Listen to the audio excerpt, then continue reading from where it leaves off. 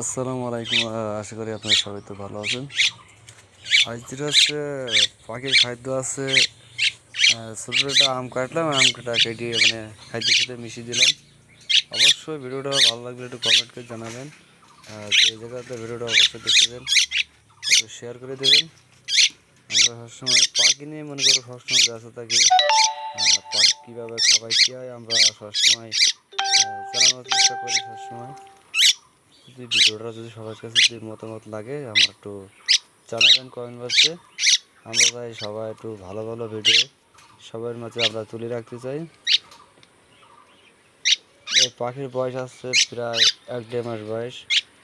আমি 1-1.5 মাস হতে আমি নাড়া পালন করি। এখনও হাতেরতে এখনও খাচ্ছাই। তারপরে কিছু ফুটি খাবার শিখেছে, সেখনও আমি যদি না খাওয়াই সেরকম কার কাছে কিছু খাই না, আমি গাড়ি গাড়ি খাবারই এই পাখিটা খায়। আর প্রত্যেক দিন গোসল টোসল করে।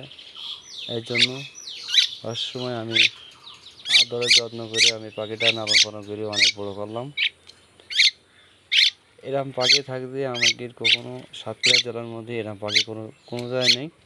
এটা আপনার অনেক দূরত্ব আনা,